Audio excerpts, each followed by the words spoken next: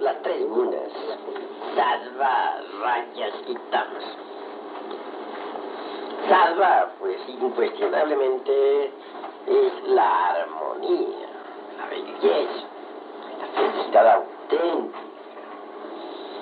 En cuanto a rajas, es la pasión animal, la acción. Tamas, propiamente dicho, es la inercia. Así pues, sattvas, rajas y tamas son las tres cualidades fundamentales de la prakriti. ¿Y qué es la prakriti? Podría preguntarse. La prakriti, pues, es el gran laya del universo, la madre cósmica, Mahakundalini, etc. En todo caso, es el principio femenino eterno.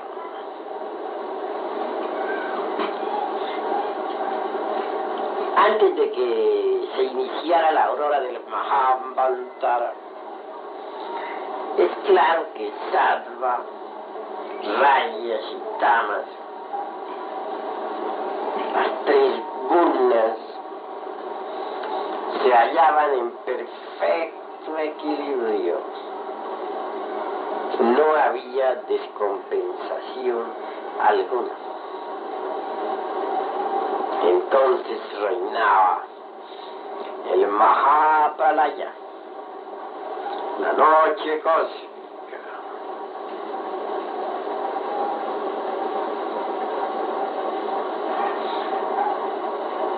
En el seno del eterno Padre cósmico común, durante el Mahapralaya, los Elohim son meros átomos divinales, sumergidos entre ellos, que no tiene nombre.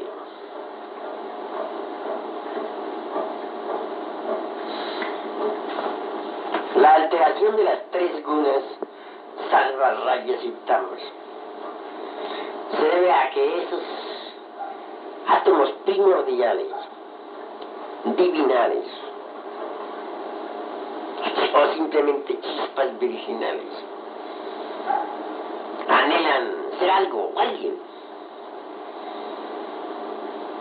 Entonces, como resultado, viene el desequilibrio de las tres gunas en el gran platillo de la balanza cósmica. Entonces, como resultado, el karma entra en actividad. El primer logos inicia el movimiento eléctrico, el torbellino eléctrico. Y los átomos del universo pasado, que antes dormían entre sus centros laya, despiertan para una nueva actividad. Así es como se inicia siempre la aurora del Mahabharata. Pero, obviamente, el logos causal no entraría en actividad iniciando el torbellino eléctrico, el huracán eléctrico, entre las aguas caóticas de la vida, si antes no se hubiese producido un desequilibrio de las tres gunas. El hecho mismo de que las tres gunas se desequilibren en la balanza cósmica indica, pues, imperfección de los átomos primordiales, divinales o mónadas virginales que se hallan en reposo entre el seno del eterno Padre cósmico común. Si esas mónadas primordiales no anhelaran ser algo o alguien, el desequilibrio de las tres gunas no sería factible. Para que las tres gunas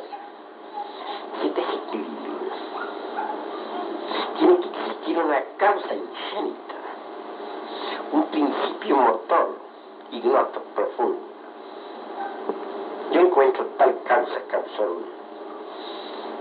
entre en los mismos átomos o chispas virginales que reposan entre el seno del eterno Padre cósmico común. Tiene que haber alguna forma de imperfección incomprensible para el análisis meramente intelectivo,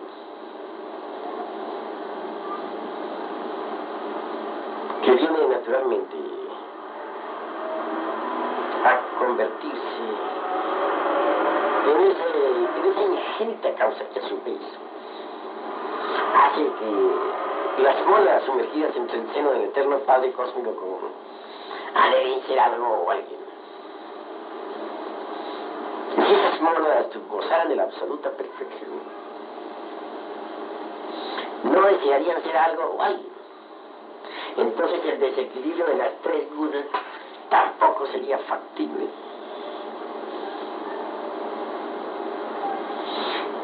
Obviamente entre el seno del eterno Padre cósmico común reina la felicidad.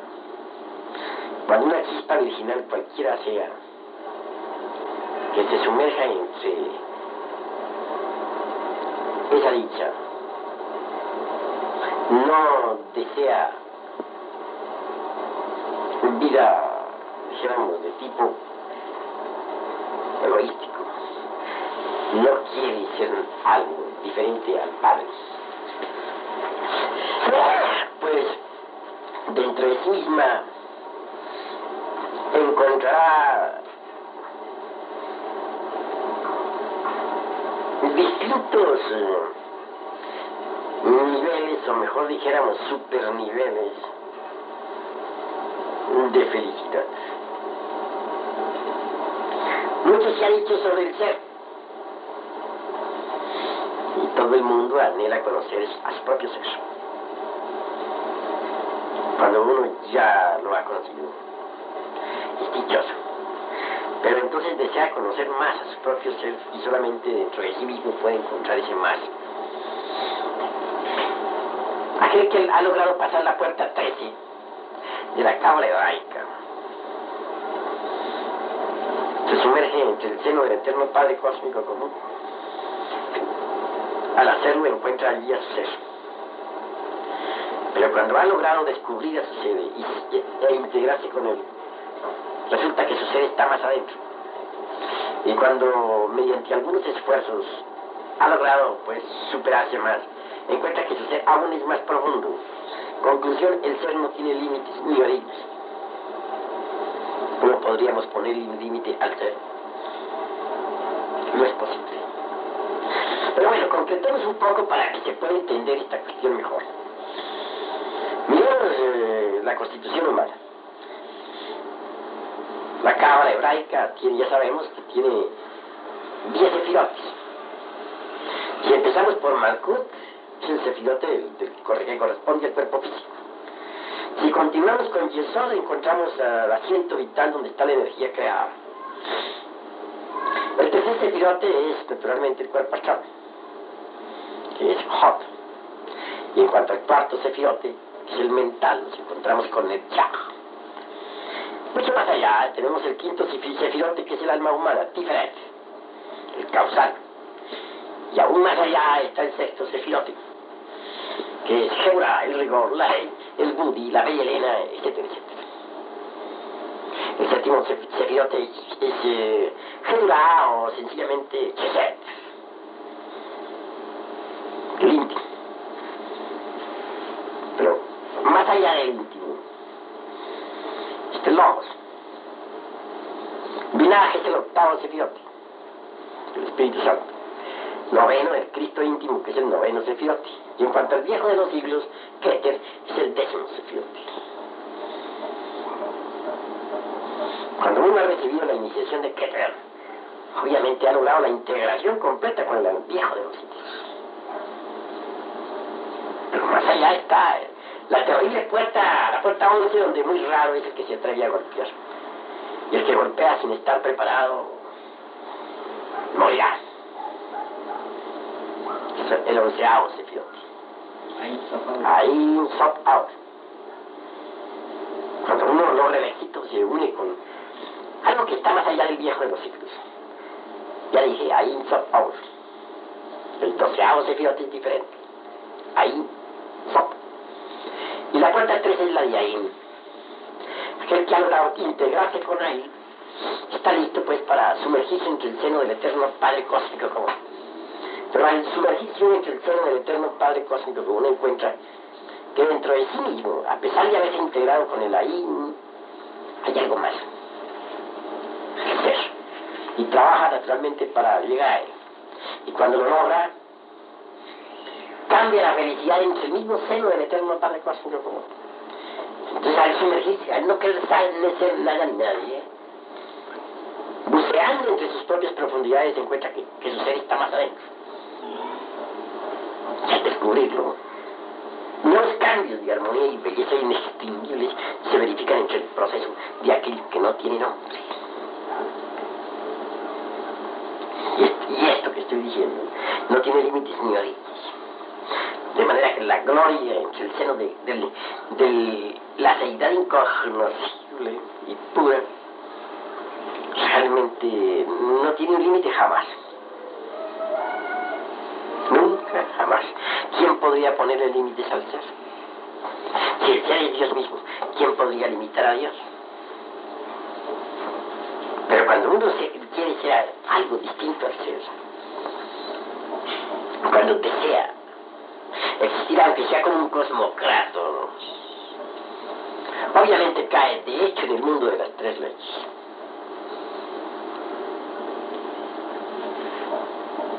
Interesante resulta pues que al desear las mónadas ser algo o alguien, lo primero que se desequilibra naturalmente son las gunas. Si las gunas no se desequilibraran, la causa causón, el logos causal del primer instante, la ley misma del karma, no entraría en actividad. Pero hay desequilibrio de las gunas, y en el momento en que tal desequilibrio se inicia, el karma entra en actividad y deviene el universo manifestado. Así pues, las gunas vienen a ser la causa de toda actividad lógica. Porque no entraría el logos causas en acción si las gunas no se desequilibraran. El hecho de desequilibrarse las gunas acusa una imperfección. La imperfección de las mónadas que reposan entre el seno de eso que no tiene nombre. Mónadas que desean ser algo o alguien. Cuando así sienten y piensan, obviamente se produce un desequilibrio. Ese desequilibrio lo originan ellas mismas. Y por eso deviene el universo manifestado. Se inicia el Mahambaltara. Distingas entre Mahambaltara, que significa día cósmico, y Mahapralaya, que significa noche cósmica. Entendido esto, podemos continuar. Las 3 gunas de por sí son bastante interesantes. Sobre las 3 gunas se habla claramente en el libro del señor Krishna, el famoso Bhagavad Gita. Vale la pena pues que comentemos un poquito sobre estas 3 figuras.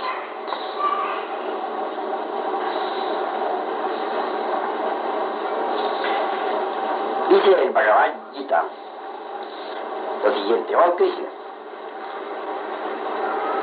es sátvika, rayásica o tamásica la estudia de aquellos que hacen los cultos y adoraciones sin obedecer a los mandamientos.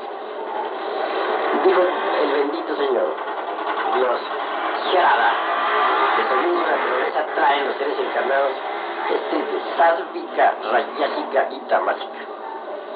Oye lo que te diré sobre esto. Joata, la Sharada de cada persona es según su constitución.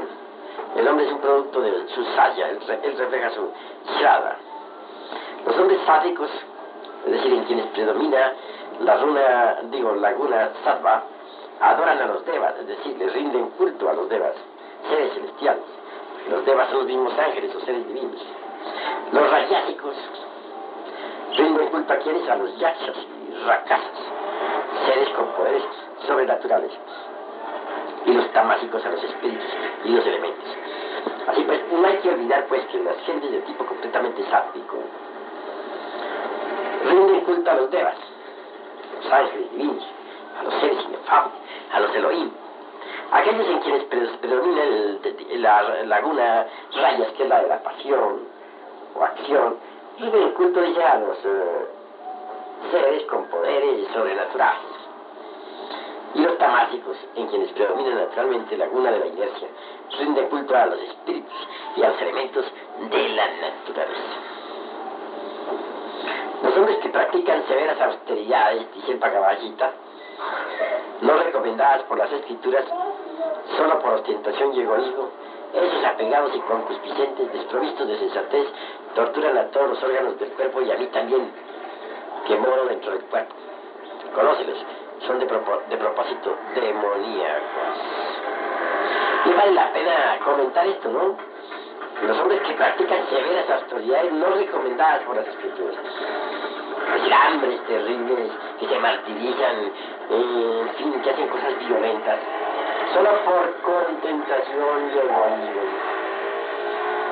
Esos apegados y concupiscentes, desprovistos de sensatez, torturan a todos los órganos del cuerpo, y a mí también, que moro dentro del cuerpo. Conócelos, son de propósitos demoníacos. Hay demonios que hacen torturas, hay demonios que llevan vida ascética, hay demonios que practican hatha yoga. Y en los mundos infiernos hay multitud de ellos, y siempre piensan que van muy bien. También son triples sus alimentos: cultos, caridades y austeridades. Oye de mí cuáles son sus distinciones. A los sátvicos, es decir, a los individuos en quienes predomina la laguna sattva, les gustan los alimentos que aumentan la vitalidad, energía, fuerza, salud, felicidad y apetito, y que son sabrosos, que son oleaginosos, sustanciosos, agradables, las verduras, las frutas de toda especie, etc. Los alimentos preferidos por los rayásicos, es decir, por las gentes en quienes predomina la laguna rayas, que es la de la pasión, son los amargos, ácidos, salados, muy calientes, picantes, secos y ardientes, y son los que producen pesar, sufrimiento y enfermedad.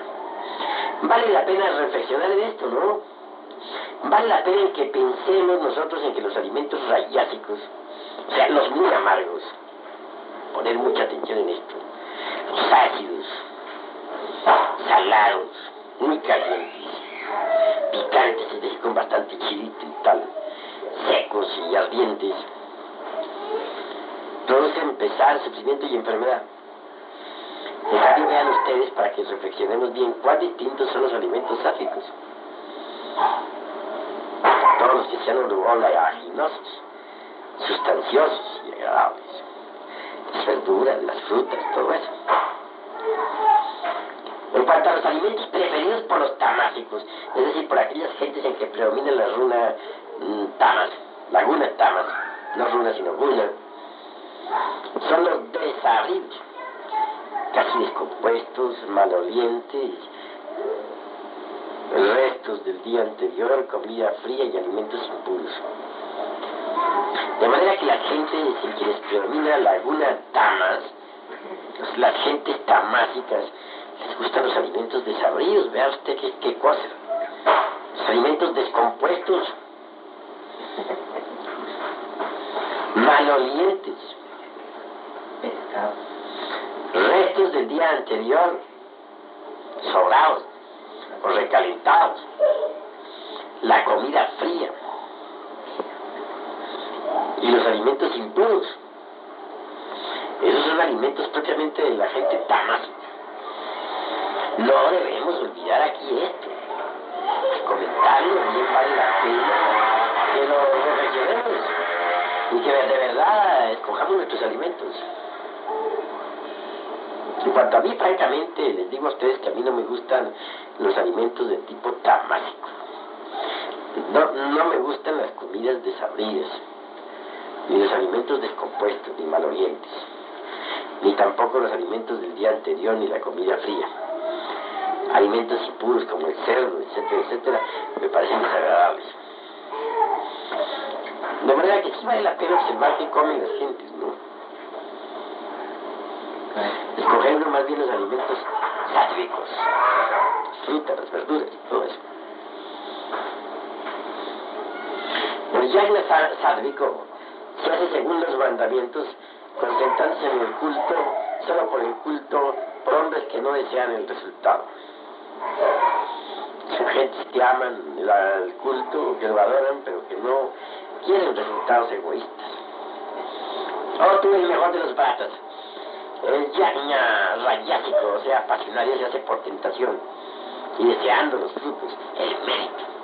Gentes que practican ritos, pero con algoritmos, no desinteresadamente. En cuanto al yajna tamásico, se hace contra los mandamientos, sin fe, sin los mantras, sin repartir alimentos a los pobres y sin ofrecer su óvulo a los sacerdotes. De manera que los ritos de los tamásicos son curiosos, no le dan el óvulo a los sacerdotes, no pronuncian los sagrados mantras, violan los mandamientos, no tienen fe. Son ritos prácticamente negros, ¿no? La austeridad corpórea consiste en la adoración de los devas, de los brahmines, de los preceptos espirituales de los sabios, en la pureza, rectitud, continencia y no dañar. No perjudicar a nadie. La austeridad verbal consiste en la forma de hablar claramente, que no produce ninguna preocupación, en la veracidad, en el modo agradable y benéfico de hablar y en la diaria lectura de los textos sagrados. Es muy importante esto, mis estimables hermanos. A mí me parece que vale la pena tener una austeridad verbal. Yo he visto pues que cómo echan a las gentes a volar las palabras, cómo se hieren los unos a los otros. Es como si se clavaran puñales, como si gozaran con eso. Alguien dice algo y me maravilla ver cómo reacciona el que escucha. Y contesta en forma peor, ¿no? Es doloroso, uno debe aprender uno debe ser austero en la palabra. Hablar claramente. No producir preocupaciones en las gentes cuando se habla. Ser veraces, no mentirosos. Tener una forma agradable de hablar, una forma benéfica. Y leer diariamente las Sagradas Escrituras. La austeridad mental consiste en la serenidad, piedad, silencio, autocontrol y pureza de corazón. Es muy interesante tener una austeridad mental, como siendo sereno. Que si lo insultan, permanece sereno. Que si lo alaban, permanece sereno. Indiferente ante la alabanza y el vituperio, ante el triunfo y la derrota. Yo no soy más porque me alaben ni menos porque me vituperen, porque yo siempre soy lo que soy. Reflexionar así, en esa forma. Ser piadoso, silencioso. No jugar nunca con la palabra. Si uno juega con la palabra, ya no es austero con la palabra. Y uno necesita ser austero. Autocontrolarse siempre. Uno debe someterse siempre al autocontrol y de llevar el corazón puro. Es muy interesante pues la austeridad mental. Esta triple austeridad practicada con fe por el hombre que no desea mérito es considerada como sádvika. Es decir, donde existe austeridad verbal, donde existe austeridad mental, donde existe austeridad corpórea, hay naturalmente, coexiste naturalmente la cualidad sádvica. No olviden que la austeridad corpórea consiste en la adoración de los devas, de los brahmines, de los preceptores espirituales de los sabios, en la pureza, rectitud, continencia y no dañar. ¿Verdad que las tres austeridades, la física, la mental y la verbal, Son necesarias cuando uno quiere cargar en su naturaleza la cualidad sádvica de tipo rayásico. Es decir, digo un momentito, que de tipo rayásico, no, de tipo sádvico. Tipo sádvico, no lo olviden, de tipo sádvico. La austeridad rayásica es diferente, es pasajera y poco durable. Esto que es pasionaria. Es la que la gente practica por ostentación, para ganar respeto, honor y reverencia. Para que otros digan qué persona tan devota, qué magnífica, ¿no? ¿Qué es decir hipócrita? ¿La seminaria? En cuanto a la austeridad tamásica, es la que se hace neciamente, causándose sufrimiento con el deseo de dañar al prójimo. La caridad sádvica se hace como un deber, sin la idea de retribución, en debido lugar y momento, a la persona que lo merece. La caridad rayásica se hace esperando recompensa, mérito o de mala gana. La caridad tamásica se hace en momento inoportuno, en lugar indebido, a una persona que no lo merece y con desdén. Tratando de molestar. Om Tat Sat. Om, aquello existe. Ha sido declarado como la triple denominación de Brahman, lo supremo. De esta forma surgieron los brahmanes, los Vedas y los Yagnas en el remoto pasado. Por eso, los que siguen los mandamientos védicos pronuncian Om antes de comenzar sus yagnas o ritos, caridades y austeridades. Los que buscan el moksha, emancipación espiritual, pronuncian Tat, aquello, antes de hacer los yagnas, caridades y austeridades. Ellos no desean ningún mérito por estas acciones. La palabra Sat o Pardal es usada en el sentido de la realidad, la bondad y también para los actos auspiciosos. De manera que vean ustedes, Om Tat Sat es de gran poder. Como decir también Aum Tat Sat. También se pronuncia la palabra Sat para lograr constancia en el yagna, es decir, en el rito, en la austeridad, en la caridad y en todos los actos hechos indirectamente por el Señor. Cualquier acto o parda, sea el yagna ritual, la caridad o la austeridad, si se hace sin la fe, es considerado como asat, inexistente. No ha sido propiamente hecho y no da fruto aquí ni en el más allá. De manera que estamos viendo pues lo que son las tres budas. Son importantísimas, porque sobre ellas, por ellas, existe este universo. Son las tres cualidades básicas.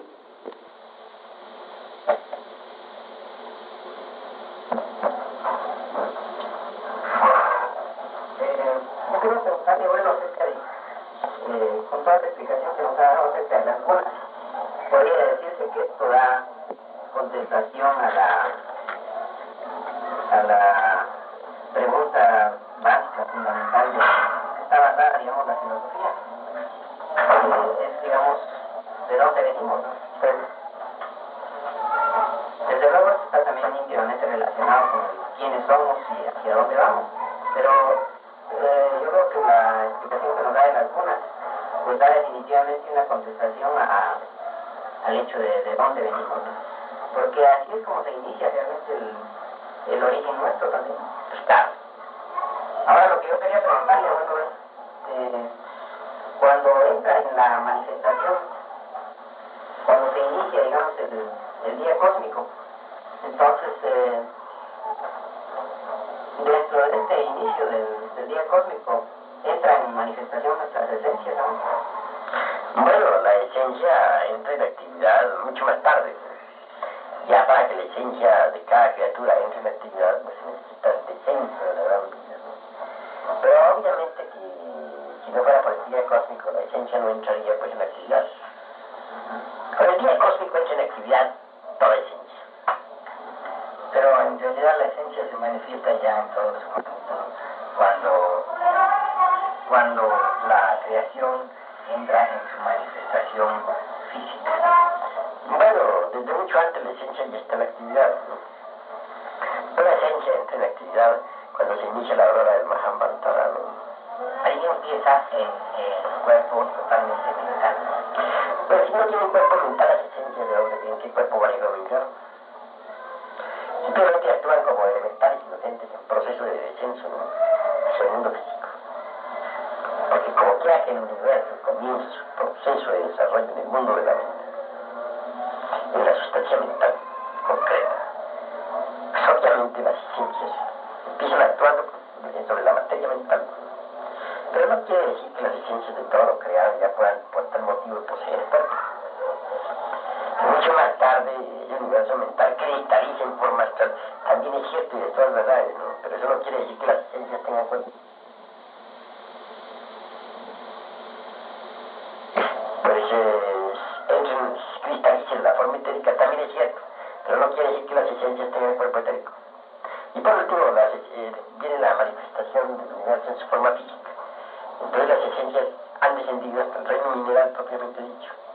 Desde allí comienzan procesos evolutivos de vida elemental, continúan hacia el vegetal, prosiguen en el animal y al fin llegan al estado humanoide. La vida en sus procesos los deja hasta ahí. En sus procesos, digamos, de tipo involucionante y evolucionante, por último, la vida los deja ahí hasta el estado humanoide. El humanoide es algo incompleto, es un elemental, con cuerpo, dijéramos, tricerebrado o tricintado.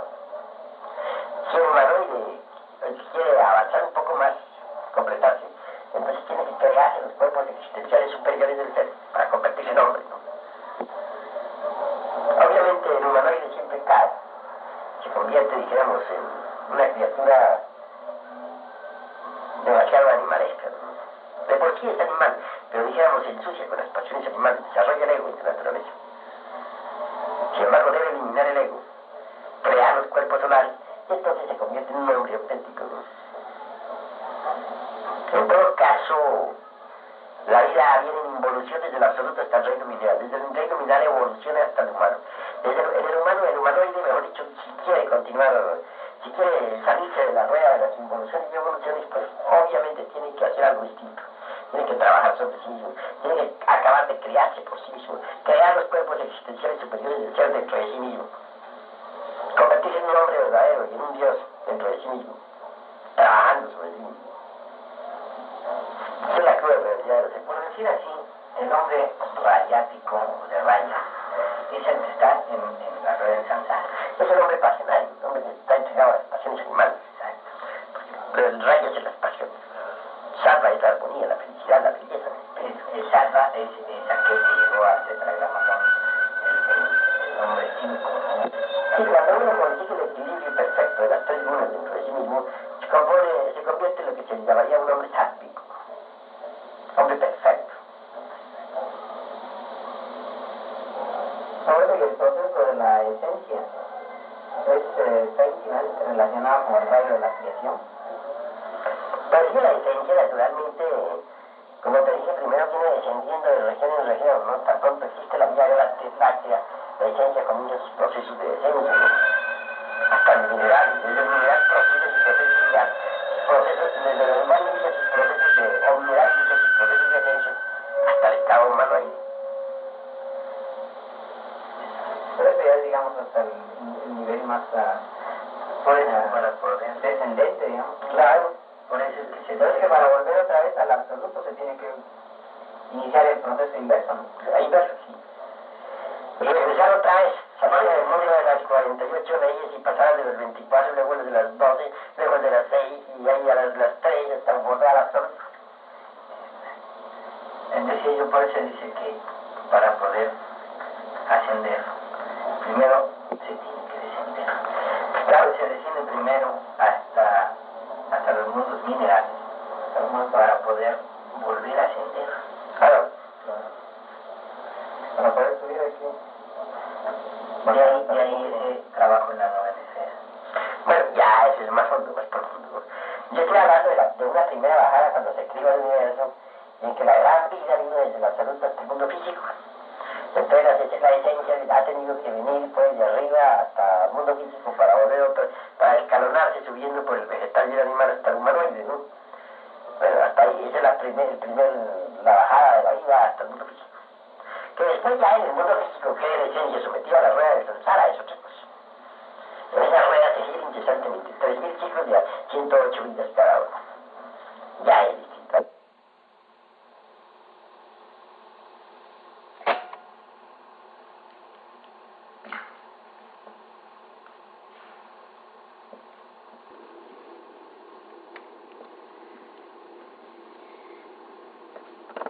En preámbulo vamos a comenzar nuestra tercera cámara. Ante todo, mis caros hermanos, hay un punto muy importante que expuse en Guadalajara y que también lo expuse en Durango. Quiero referirme a la cuestión del concepto materia.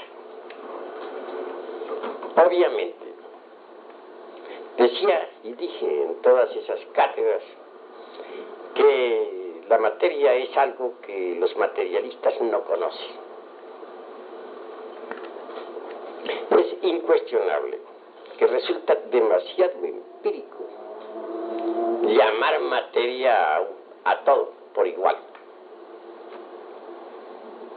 Podríamos afirmar en forma enfática que materia es un pedazo de hierro. ¿Qué diríamos entonces del cobre, de la plata, del oro, del platino, de un pedazo de algodón o de un pedazo de hielo? ¿Sería eso materia también?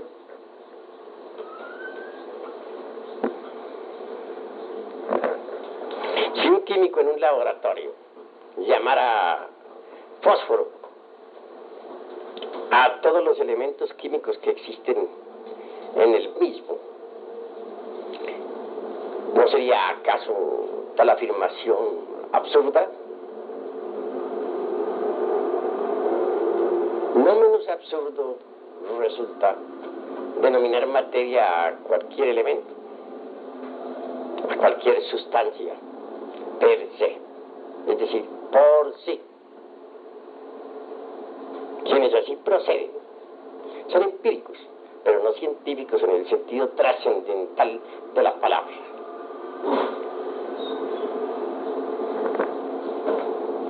Indubitablemente, la tal materia por la cual se han apasionado tantos y tantos individuos polarizados negativamente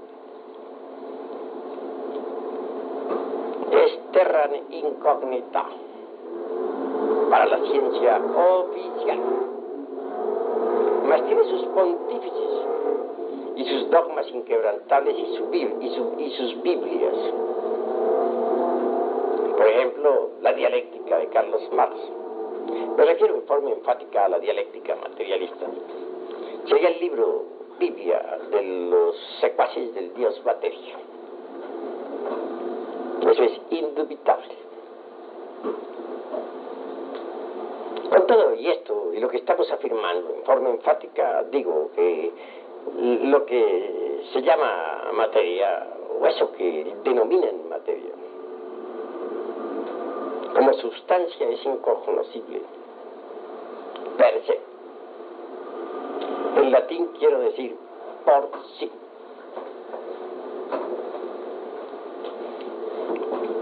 Claro que los fanáticos de la dialéctica materialista, airados, tratarían de refutarlos, basados en el dogma aquel inquebrantable del marxismo,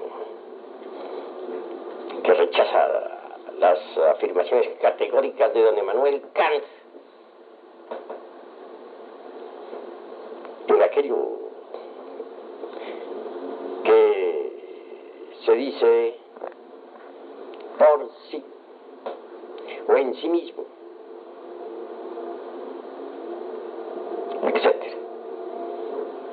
Quiere Marx embotellar la mente dentro del dogma inquebrantable y cerrarle el paso a la dialéctica. Nosotros indubitablemente somos dialécticos y por lo tanto no admitimos dogmas, sean estos de tipo materialista o de tipo espiritualista. estamos contra la dialéctica, puesto que somos dialécticos. Usamos la dialéctica en el análisis, en la exposición doctrinaria. Si decimos que don Emmanuel Kant tenía la costumbre de hablar sobre las cosas en sí, procederíamos en forma dogmática. Téngase en cuenta que la cosa en sí es algo que no conocen precisamente los pontífices de la dialéctica materialista.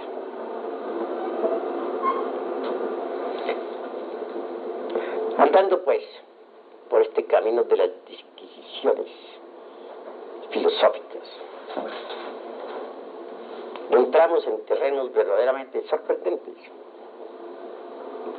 Los llamados secuaces del materialismo dialéctico ciertamente no tienen sino una clave para interpretar la naturaleza. Los gnósticos somos diferentes. Tenemos 7 claves. Y por ello, en el terreno tanto inductivo como deductivo, relacionado con la investigación, llevamos una ventaja sorprendente al dogmatismo materialista. Todavía hay reaccionarios por ahí que piensan que más allá de la velocidad de la luz no es posible la existencia de ningún átomo. Esto nos huele a clerigalía de tipo materialista, porque tenemos velocidades tan sorprendentes como la fuerza de la gravedad. Bien sabemos que las ondas gravitatorias son mucho más veloces todavía que las ondas de la luz. Así que quienes sientan cátedra dogmática sobre la sustancia en sí, o la llamada materia, cierran el paso a la dialéctica. Y nosotros somos dialécticos revolucionarios. No podremos aceptar dogmas. Pero la sustancia en sí, incuestionablemente, tiene que procesarse en forma multidimensional. Rechazar la multidimensionalidad es rechazar la teoría de la relatividad. Y la teoría de la relatividad de Einstein está demostrada matemáticamente. No debemos pensar únicamente en el espacio exterior o en el espacio superior. Conviene que pensemos en el espacio interior, o mejor dijéramos, en los distintos espacios interiores.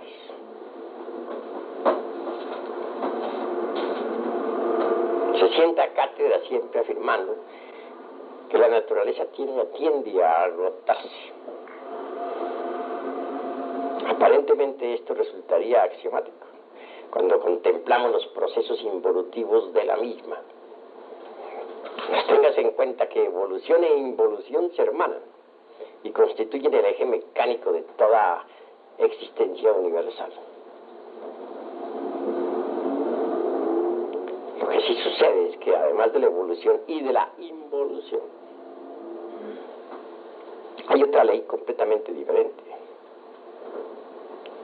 Quiero referirme a la ley aquella del espacio interior, aquella que se escapa de la evolución y de la involución, aquella que pasa a una transformación revolucionaria, radical, aquella que se introduce, dijéramos, en dimensiones superiores por revolución.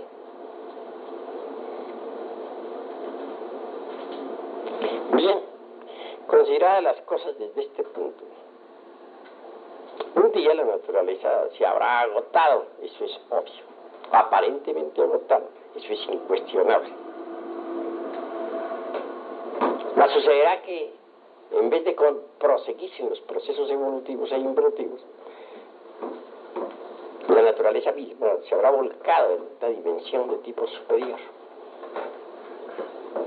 Podrá desintegrarse en la materia física, pero como sustancia en sí o por sí, a la luz de los postulados de un Kant y su crítica de la razón pura, pues obviamente tendrá que pasar de dimensión en dimensión como en forma de escala multidimensional hasta llegar pues al estado aquel que podríamos decir homogéneo, divinal, si cabe este término ahí, más allá de las simples concepciones caóticas de cualquier génesis. Y al fin, depositada esta tierra como si fuese una semilla en sustancia, entre el espacio profundo, aguardará como una semilla el momento en que ha de ser despertada para una nueva actividad. Pensemos en un árbol, muere después de haber dado sus frutos, se convierte en un montón de leños, pero un día cualquier mundo pierde, o con cualquier mundo del espacio, o con cualquier sol del infinito.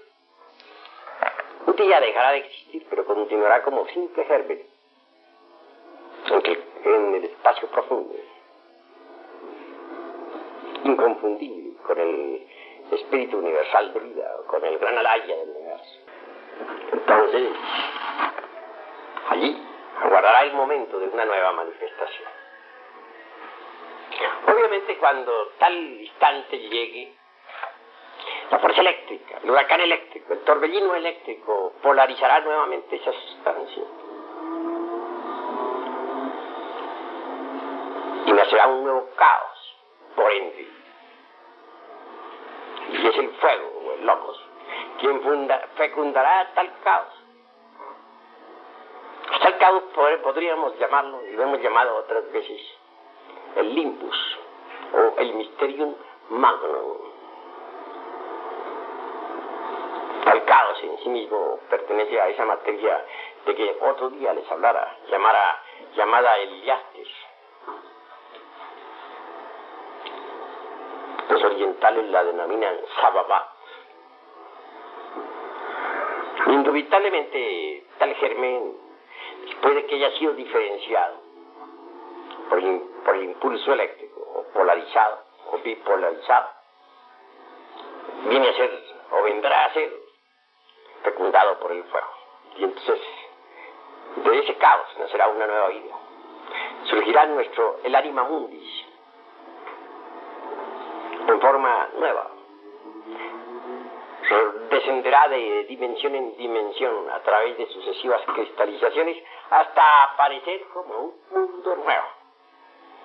Cuando eso sea, nuestra actual Tierra no será más que una corteza geológica, un cadáver, una nueva luna que girará alrededor de ese mundo nuevo del futuro. Bien, hago esta exposición para decirles lo siguiente. No hay duda de que ese mundo sustancial, homogéneo, puro, se va polarizando conforme va cristalizando. Y al fin definitivamente aparece físicamente bipolarizado. Como parte positiva lo llamaremos espíritu. Como parte negativa podríamos llamarlo materia, aunque la gente no sepa qué cosa es eso. La corriente de tipo, los que se identifican con el polo positivo de esa sustancia homogénea, ya en plena bipolarización, se denominan espiritualistas. Forman corrientes religiosas, escuelas, sectas de tipo místico. Los que se identifican con el polo negativo se denominan materialistas. Los primeros adoran a un dios espíritu de tipo antropomórfico. Los segundos adoran a un dios materia. La religión de los primeros los liga, pues, o intentan ligarse a lo divinal por medio de sus creencias. La religión de los segundos cree que es posible ligarse al dios materia a través de sus sectas o también creencias. Tan religiosos son los unos como los otros. Son dos corrientes opuestas que mutuamente se destruyen. Nosotros necesitamos seguir la tercera fuerza. La positiva es útil, cumple su labor, la negativa es útil, pero nosotros necesitamos de una tercera fuerza, la fuerza neutralizante. Esta resuelve la lucha de los opuestos brincando hacia la síntesis. La tercera fuerza es neutralizante. La tercera fuerza es interior, profunda. Nos lleva hacia el ser. Necesitamos autoexplorarnos para autoconocernos y descubrir en nosotros mismos eso que es la verdad.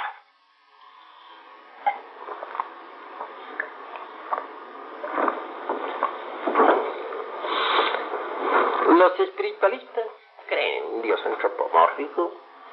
Los materialistas creen en su querido Dios materia. Ambos son creyentes. Y ni el uno ni el otro conocen la verdad. La verdad solamente es posible conocerla mediante la tercera fuerza. Está dentro de nosotros mismos. Aquí y ahora me refiero a la fuerza neutral. Esta nos llevará, pues, mediante la exploración íntima, psicológica, hasta la experiencia vívida de eso que está más allá del cuerpo, de los afectos y de la mente, de eso que es la verdad. Ni los espiritualistas ni los materialistas conocen la verdad. Gnosis es una palabra que significa conocimiento, sabiduría. Es la sabiduría, la sopía, la que nosotros necesitamos. Y no la encontraremos fuera de sí mismos, sino dentro de sí mismos. Necesitamos apartarnos de las corrientes de la extrema derecha y de la izquierda, extrema izquierda, y marchar por la revolución del centro, profundamente hacia adentro, para experimentar lo real. Necesitamos autoconocernos. Solo así es posible llegar a la experiencia verdadera de eso que está más allá del tiempo. Así pues, olvidando las luchas y conflictos que hay entre la extrema derecha y extrema izquierda, nos autoexploraremos en forma directa para autoconocernos y descubrir mediante la experiencia real eso que no conocen los secuaces de las diversas escuelas de derecha e izquierda. La verdad. El gran Kabir Yeshua Ben Pandira dijo: conoced la verdad y ella os hará libres. Solo la experiencia mística de la verdad, gracias, puede darnos realmente la auténtica libertad. Por lo tanto, urge autoexplorarnos. Ante todo, ¿cómo podríamos llegar nosotros a la experiencia de lo real? Si no nos hemos conocido a sí mismos. Escrito está, nocete ipso. Así escribió Tales de Mileto tal frase en el frontispicio del templo. Necesitamos conocernos profundamente a sí mismos y en todos los niveles de la mente. En cierta ocasión platicaba yo con un señor de mostachos retos.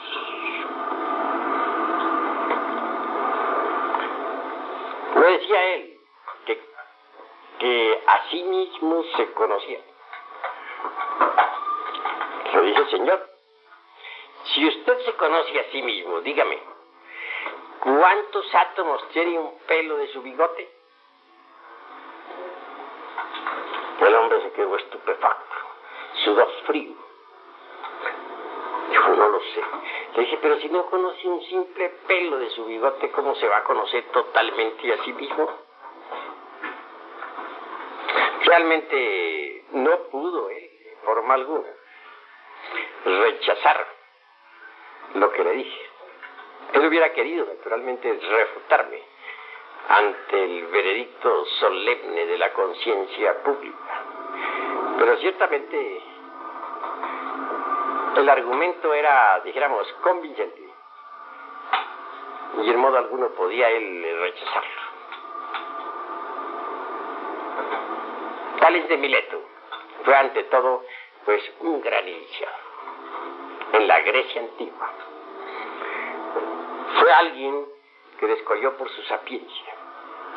Le han denominado, pues, el filósofo del fuego, porque realmente él profundizó muchísimo en la sapiencia del fuego. Él logró llegar donde muchos todavía no han llegado. El fuego es algo que hoy en día, dijéramos, es desconocido para la humanidad. Lo utilizan, como utilizan la electricidad, pero nadie puede decir qué cosa es el fuego. Permanece siendo todavía ignorado completamente. Bueno, continuando con esta cuestión, con esta disquisición, les diré lo siguiente. Antes que todo, es urgente, inaplazable, impostergable, como ya les había dicho en otra reunión, cambiar nuestra forma de pensar, aprender a pensar en forma nueva, forma distinta, porque la gnosis es un conocimiento que, a pesar de ser tan antiguo, es nuevo, y escrito está en el Evangelio crístico: nadie echa vino nuevo en odre viejo, porque el vino nuevo, y así está escrito, destruiría al odre viejo. También se ha dicho en el Evangelio crístico: nadie pondría o cortaría un pedazo de tela de un traje nuevo para remendar un traje viejo que ya no sirve, un traje inútil. Sería absurdo en todo sentido hacer una cosa así. Piensen ustedes lo que significaría, por ejemplo, que cortar un pedazo de un traje nuevo para remendar un traje viejo. Eso es absurdo en un 100%. Así que, en realidad, de verdad, mis queridos hermanos, necesitamos nosotros aprender a pensar en forma completamente nueva. Se necesita una transformación mental. Pero bueno, ahondemos un poco más. Existen 4 clases de conciencia, o 4 estados de conciencia que conviene que ustedes lo entiendan profundamente. El primero es el de la persona que está profundamente dormida en su cama. En estas circunstancias el ego ambula, anda fuera del cuerpo físico, pero completamente inconsciente, en estado de coma. Es bueno entender que los difuntos, después de que dejan el cuerpo físico, viven en los mundos internos con la conciencia completamente dormida. Por lo común andan soñando, por inconscientes, en forma completa, íntegra, unitotal. Lo mismo sucede en esa pequeña muerte que es la del cuerpo físico, que es el sueño ordinario. Mientras el cuerpo físico duerme, el ego ambula, inconsciente, dormido. El segundo estado es el llamado estado de vigilia. Sucede que cuando un individuo vuelve al estado de vigilia, continúa soñando, tan dormido como estaba antes, solo que ahora su cuerpo es activo para los sueños y por lo tanto más peligroso. Una cosa es cuando el cuerpo es pasivo para los sueños, entonces no hay tanto peligro. Y otra muy diferente es cuando el cuerpo es activo para los sueños, y entonces el peligro es mayor. En el llamado estado de vigilia, el cuerpo físico es activo para los sueños, y entonces es cuando se cometen errores de toda especie. Toda la humanidad vive en esos dos estados de conciencia. Es necesario pasar al tercer estado de conciencia. Y solamente se podría pasar al tercer estado de conciencia, que es el de la recordación de sí mismo, empezando por cambiar nuestra forma de pensar. Porque si nosotros venimos aquí a este lumicial a recibir las enseñanzas, y luego pues en la calle somos otra vez como éramos antes, ¿cuál ha sido el cambio que se ha verificado en la forma de pensar?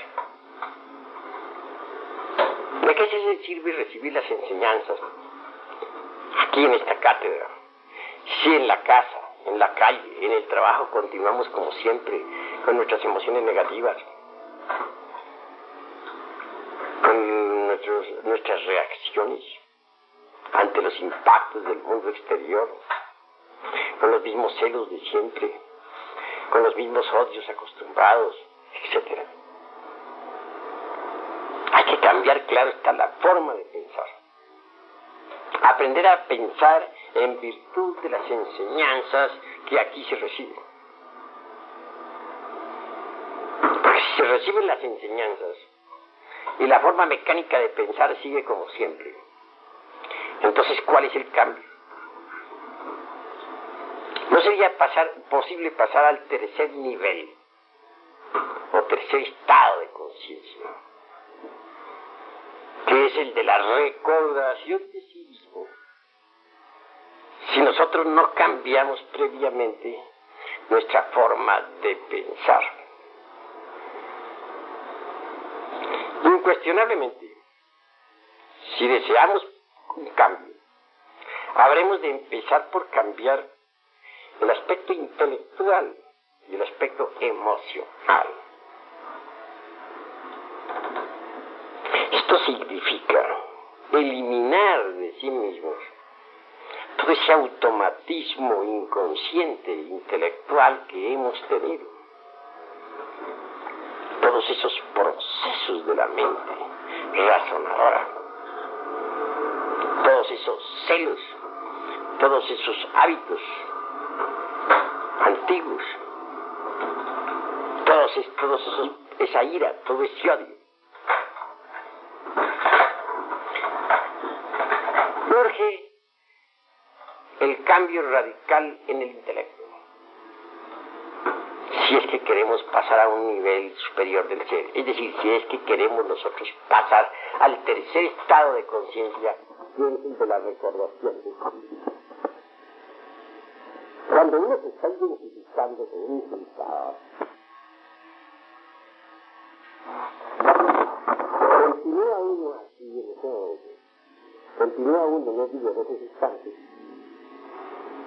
pensando como antes. Si antes lo insultaban, él insultaba. Si le pegaba, pegaba. Obviamente está continuando en la misma forma. No ha cambiado su forma de pensar. Si un hombre está celoso, si está celando a su mujer, después de haber venido aquí a recibir las enseñanzas, pues no ha cambiado. Sencillamente carga la gnosis en su memoria como un adorno más, como cuando uno se pone un traje nuevo, pero en su forma de pensar sigue siendo el mismo. Cuando uno está lleno de lujurias, pues no ha cambiado, sigue siendo lo que era antes. ¿Cómo podría entonces pasar al tercer estado de conciencia? ¿Y por qué se es lujurioso? Porque se cargan algunos agregados psíquicos de lujuria. Más aún, el que se identifica con alguna escena lujuriosa obviamente se olvida de sí mismo.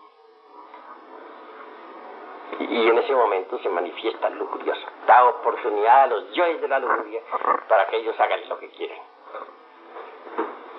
Alguien que se olvida así de sí mismo, alguien que se olvida ante una copa de vino y termina borracho, alguien que se olvida ante una persona del sexo opuesto y termina fornicando, alguien que se olvida de sí mismo ante un insultador y termina insultando también.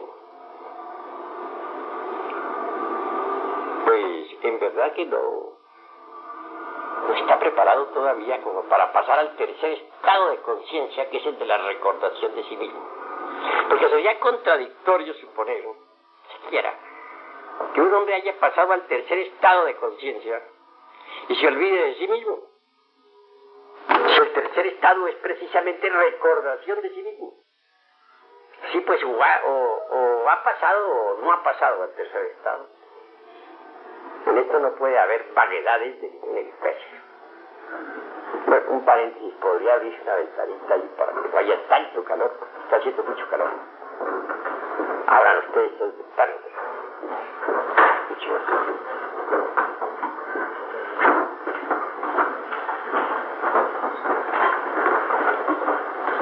Bien, hermanos, y prosigamos nosotros aquí con estas disquisiciones. Hay que trabajar el centro intelectual y también el centro emocional. No hay duda de que las emociones negativas nos vuelven mentirosos, como ya les había dicho a ustedes en alguna ocasión. Las emociones negativas nos tornan violentos. Las emociones negativas hacen que nos olvidemos de sí mismos. Un individuo, por ejemplo, celoso, llevado de la emoción negativa de los celos, pues se vuelve violento, puede matar a otro y en consecuencia ir a la cárcel, puede tratar mal a su mujer, tal vez injustamente, etcétera. De manera que las emociones negativas pueden convertirlo a un calumniador, falso, en violento, en perverso. Pero es muy difícil, en verdad, poder controlar las emociones negativas. Un momento estamos tranquilos, puede que al siguiente momento no lo estemos. Supongamos que estemos aquí muy en santa paz, escuchando esta cátedra, y de pronto alguien nos trae una noticia. Nos dicen que un pariente o un hermano de nosotros ha sido fuertemente golpeado por fulano de tal que le pegó un balazo, o que le pegaron un balazo. Claro, si no tenemos control sobre sí mismos, salimos como locos. Abandonamos aquí de inmediato lo inicial, protestamos en nuestro interior, nos encontramos a alguien en la calle, le contamos rápidamente lo que sucedió, y puede darse que el caso de que al llegar al lugar donde se dice acaeció la tragedia, nada pasaba. Era una falsa alarma. Entonces, ¿qué sucedió? Lo uno, abandonamos la causa. Lo otro, calumniamos a alguien. Lo otro, asumimos actitudes violentas. Y lo otro, fue lo peor, pues fortificamos los yoes que tenemos en la parte negativa del centro emocional, en vez de desintegrarlos. Vean ustedes cuánto daño pueden hacernos las emociones negativas. Por una emoción negativa podemos volvernos asesinos, por una emoción negativa podemos volvernos perversos, por una emoción negativa podemos nosotros calumniar al prójimo, por una emoción negativa podemos nosotros levantar falsos juicios sobre nuestro mejor amigo, etcétera. Sin embargo, tenemos esa marcada tendencia a dejarnos llevar siempre de las emociones negativas. No hemos aprendido a ser austeros, impables, serenos, mesurados. Así que introducir la gnosis en nuestra forma de pensar para cambiar e introducirla en el centro emocional cuesta un poco de trabajo.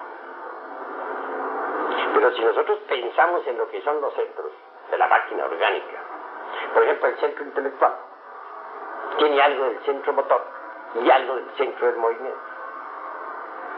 ¿Cómo podríamos nosotros conseguir que el centro emocional inferior quede bajo control total?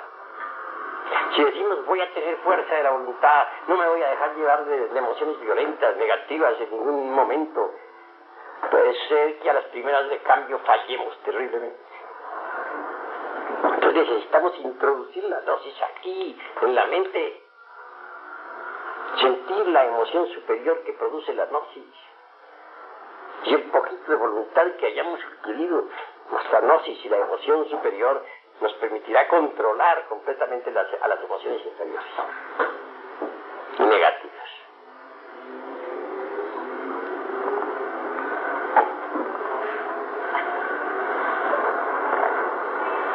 En todo caso, se necesita controlar a la emoción inferior con la emoción superior. La emoción superior está en el centro intelectual. Pues controlemos a la emoción inferior con la superior. Metamos gnosis dentro del cerebro para que nuestra forma de pensar cambie y vivamos de acuerdo con los principios y las reglas del gnosticismo universal. Modifiquemos pues el proceso del pensar y habrá una especie de emoción intelectual en nuestra cabeza. Eso más un poquito de voluntad nos permitirá controlar a las emociones inferiores. Obviamente, la destrucción total de las emociones inferiores adviene con la aniquilación de aquellos elementos psíquicos indeseables que se relacionen precisamente con la parte emocional inferior. Pero entre tanto, y mientras tales elementos son eliminados, debemos controlar al centro emocional inferior con la parte emotiva del intelecto. Un intelecto alumbrado por la mística gnóstica. Ese es el camino obvio hacia eso. Solo por ese camino podría procesarse verdaderamente un cambio que es tan necesario. Se necesita precisamente ir cambiando poco a poco. Esto de ir cambiando poco a poco es posible si vamos introduciendo las reglas gnósticas, la sapiencia del gnosticismo universal en nuestro pensamiento, en nuestra mente. Pero como les digo, hay que modificar completamente pues la mente. Necesitamos de una nueva mente para pensar.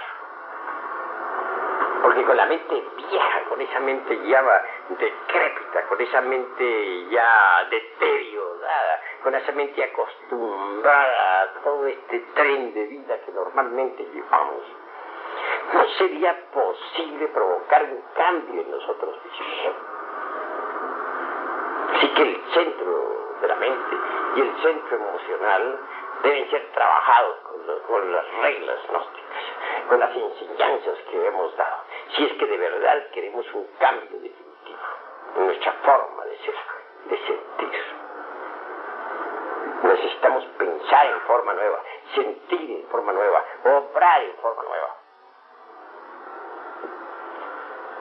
¿Qué buscamos a través de todo esto? Obviamente que estamos buscando algo que es sumamente importante.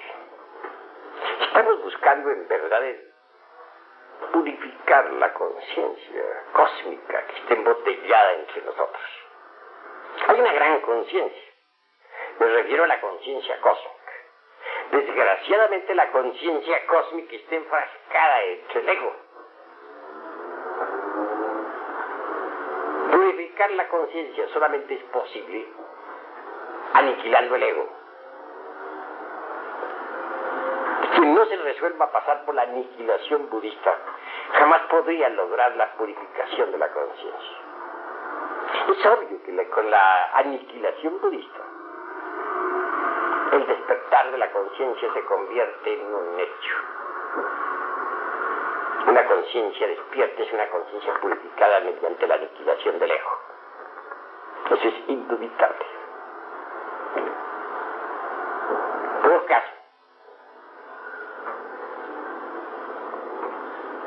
el proceso didáctico del psicológico, dijéramos, de la liberación de la conciencia en nosotros, tiene naturalmente un nombre en budismo oriental.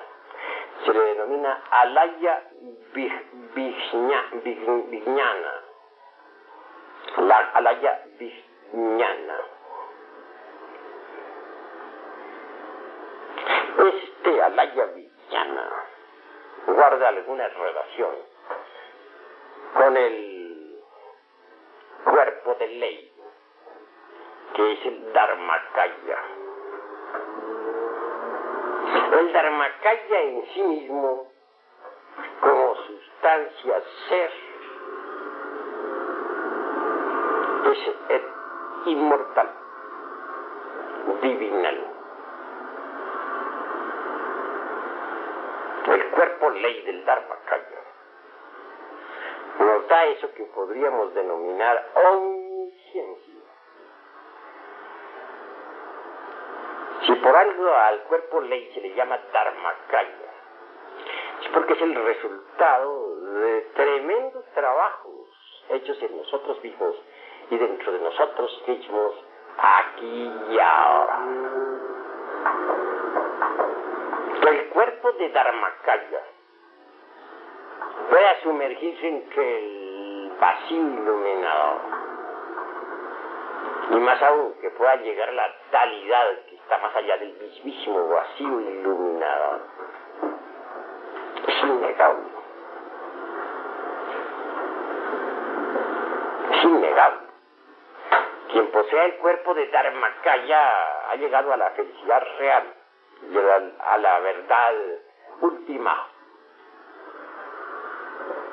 Pero no sería posible llegar a poseer tal cuerpo si no hemos trabajado la conciencia escondida en nosotros, a esa conciencia que se encuentra enfrascada entre el ego. Se hace necesario desenfrascarla, desembutirla, desembotellarla, liberarla, mediante el trabajo sobre sí mismos. No es posible trabajar o provocar un cambio al trabajar sobre sí mismos si antes no hemos empezado por cambiar nuestra forma de pensar y de sentir. Un individuo que recibe la enseñanza y continúa embotellado en los antiguos procesos intelectuales y emocionales no puede en modo alguno originar cambio alguno. Los cambios son necesarios para llegar al cambio supremo. Tengas entendido que los agregados psíquicos del ego se procesan en 7 niveles del ser. Incuestionablemente, el cuerpo de Dharmakaya solo es para los que han llegado a la parte más elevada del ser, aquellos que han desintegrado absolutamente todos los agregados o todos los elementos inhumanos que existen en los 7 niveles del ser. Solo un individuo así puede tener el cuerpo del Dharmakaya. Pues hay que hacer una plena diferenciación entre lo que es en realidad de verdad el Alaya Vijnana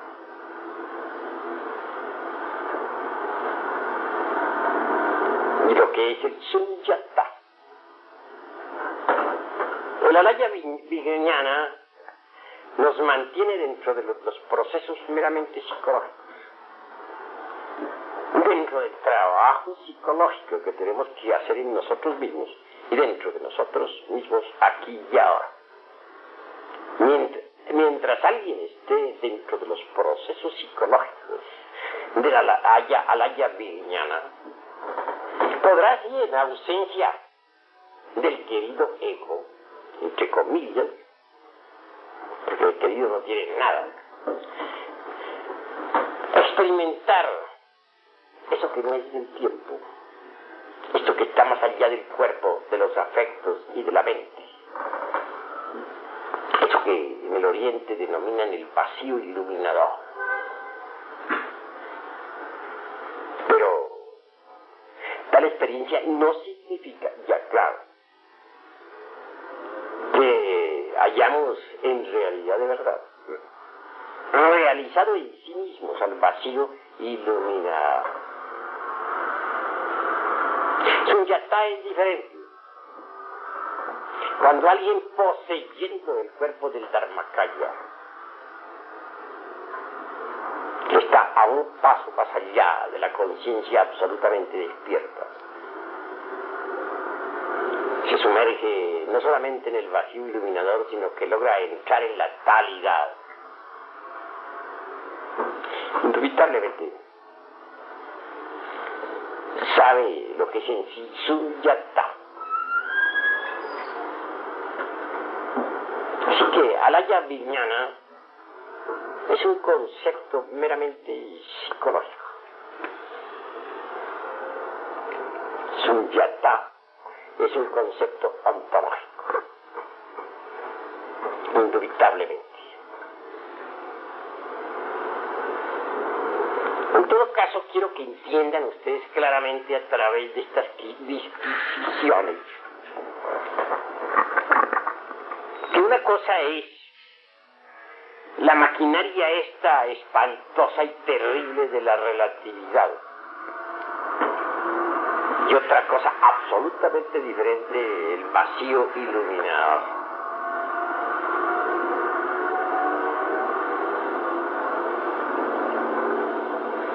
Mientras la mente lógica continúe con sus confrontaciones dentro de esta maquinaria terrible de la relatividad, no seremos felices.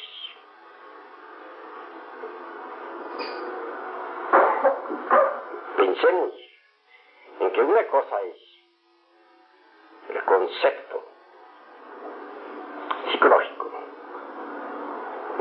como Alaya Vijnana, y otra cosa es el concepto ontológico de Sunyata.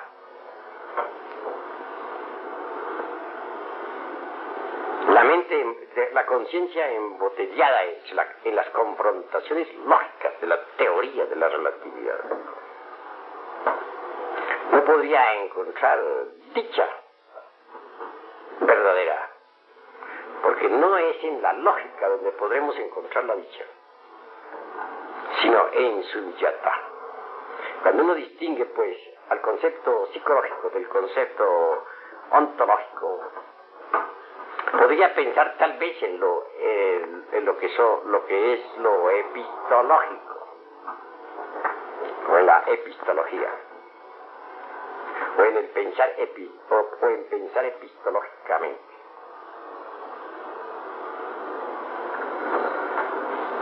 Llegar pues a desligarse, a zafarse del pensamiento lógico, para reposar pues en el vacío iluminador,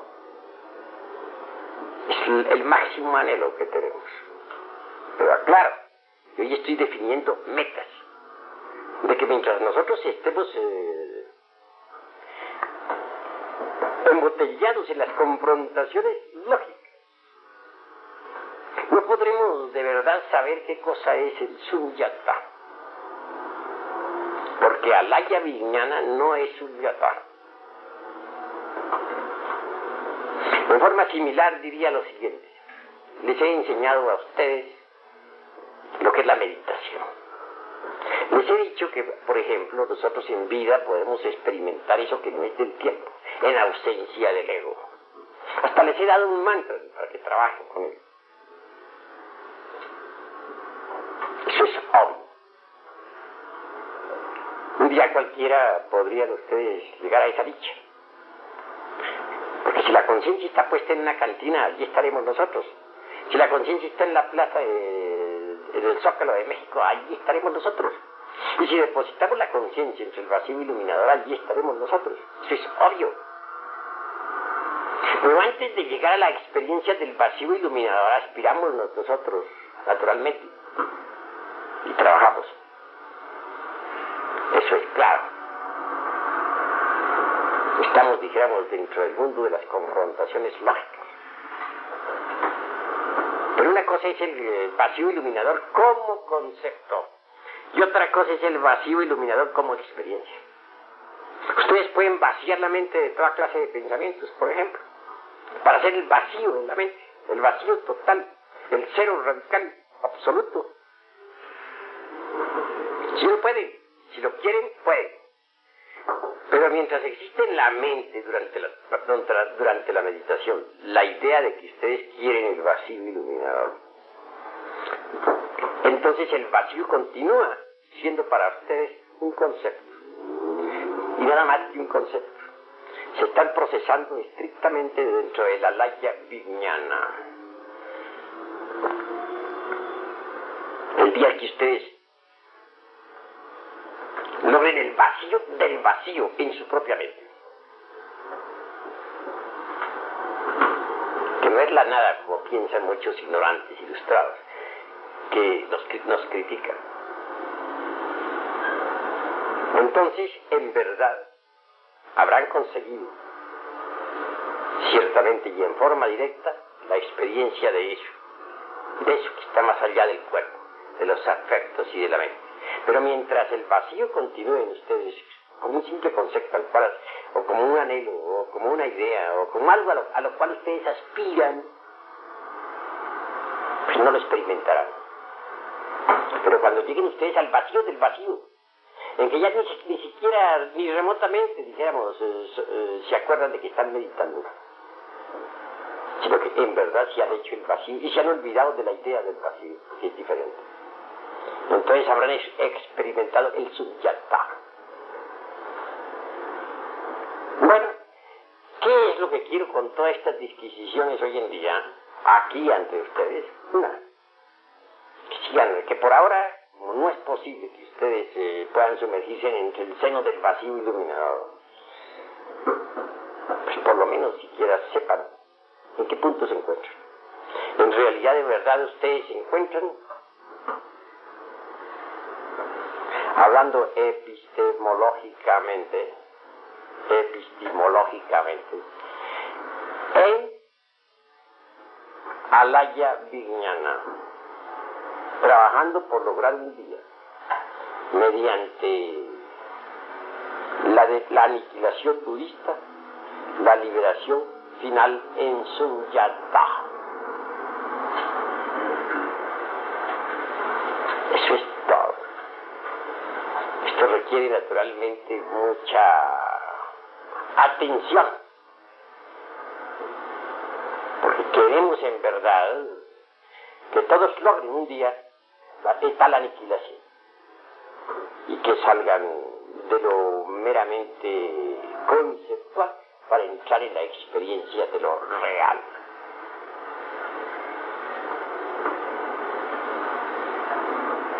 Total aniquilación absoluta es necesaria. Salirnos un día de las confrontaciones meramente lógicas y experimentar ciertamente eso que no es del tiempo.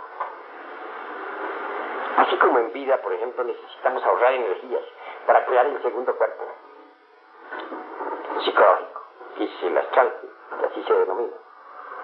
Porque si gastamos nuestras energías, la creación del segundo cuerpo se hace algo más que imposible.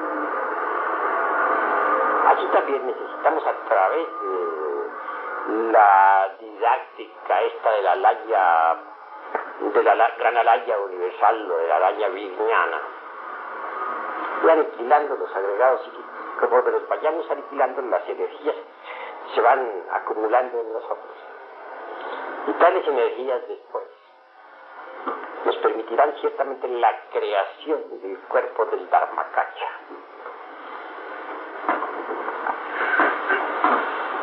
Aquellos que piensen en el cuerpo de Dharmakaya como ego sustancia marchan por el camino más equivocado que se haya conocido. No es posible llegar a crear el cuerpo del Dharmakaya cuando se tiene el ego vivo. Hay que ir aniquilando el ego para que la creación del Dharmakaya se haga posible, mediante el ahorro de energías, porque cada agregado psíquico implica gasto de energía. Quien logre llegar a crear el cuerpo del Dharmakaya Incuestionablemente habrá conocido la verdad, la habrá experimentado, no fuera de sí mismo, ni en la derecha ni en la izquierda, sino en el centro, y profundamente, no en un espacio más superior o en un espacio inferior, sino en un espacio interior aún más hondo. Quien forme, quien fabrique el cuerpo del Dharmakaya mediante el trabajo interior de sí mismo, mediante la desintegración del ego, incuestionablemente llegará a experimentar la dicha del vivir, conseguirá la auténtica felicidad que no es del tiempo, porque el cuerpo del Dharmakaya es cuerpo ser y no ego ser, como pretenden muchos ignorantes ilustrados.